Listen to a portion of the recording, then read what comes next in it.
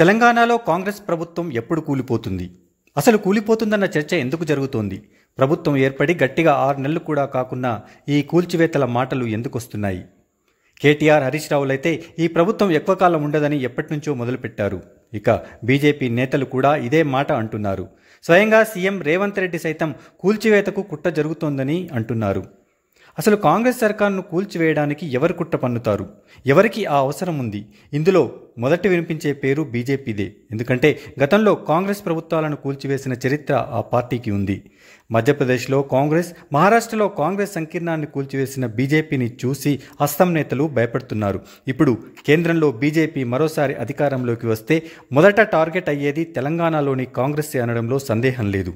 తెలంగాణలో అస్సాం పార్టీ బొటాబొటీ మెజారిటీతో అధికారంలోకి వచ్చింది. 64 సీట్లున్న ఆ పార్టీని అధికారంలో నుంచి తప్పించడం పెద్ద కష్టమేమీ కాదు. మహారాష్ట్రలో శివసేనను చీల్చినట్టు తెలంగాణలో కాంగ్రెస్ను చీల్చడం పెద్ద కష్టమేమీ కాదు. ఇందుకోసం కాంగ్రెస్లోనే కొందరు నేతలు రెడీగా ఉంటారు. ఈ విషయంలో ఇప్పటికే కోమటిరెడ్డి బ్రదర్స్ పేర్లు బలంగా వినిపిస్తుంటాయి. ఇందుకోసమే వీళ్ళు కాంగ్రెస్లో ఉన్నారని ప్రత్యర్థులు తరచూ విమర్శిస్తారు. కోమటిరెడ్డి వెంకటరెడ్డి కేంద్ర మంత్రి గడ్కరీని ఎన్నిసార్లు కలిశారో లెక్కలు చెబుతారు. ఇప్పుడు రేవంత్తో బాగానే ఉన్నప్పటికీ కోమటిరెడ్డికి తనకన్నా జూనియర్ సీఎం కావడం ఏమాత్రం తట్టుకోలేని విషయమే. గతంలో రేవంత్ పీసీసీ చీఫ్ కావడాన్నే వ్యతిరేకించిన వెంకటరెడ్డి అవకాశం వస్తే సీఎం కావాలని ఎందుకు అనుకోరు? ఇక కాంగ్రెస్ సర్కారు కూలిపోవాలని బీఆర్ఎస్ కూడా గట్టిగా అనుకుంటుంది. ఎందుకంటే కాంగ్రెస్ సర్కారు పాతుకుపోతే గులాబీ పార్టీ మనుగడ కష్టమవుతుంది. అందుకే వీలైనంత త్వరగా కూలిపోవాలని అనుకుంటుంది. ఈ విషయంలో బీజేపీకి పరోక్షంగా సహకరిస్తుంది కూడా. అయితే ఈసారి బీజేపీ ఆపరేషన్ నేరుగా ఉండకపోవచ్చని అంటున్నారు. ఎందుకంటే తెలంగాణలో బీజేపీ ఎమ్మెల్యేల సంఖ్య తక్కువగా ఉండడమే. కాంగ్రెస్ నుంచి 40 మంది ఎమ్మెల్యేలు బయటికి వచ్చినా బీజేపీ సహకారంతో ప్రభుత్వం ఏర్పాటు చేయలేరు.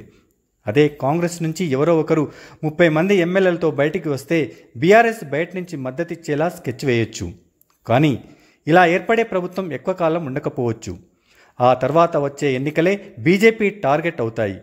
అప్పటికి కాంగ్రెస్, బీఆర్ఎస్లు బలహీనపడితే సుస్థిర ప్రభుత్వం ఇచ్చేది తామేనని చెప్పి ఎన్నికల్లో గెలవచ్చన్నది కాషాయ పార్టీ వ్యూహం కావచ్చు. కానీ ఇది అంత త్వరగా జరిగేది మాత్రం కాదనే చెప్పొచ్చు.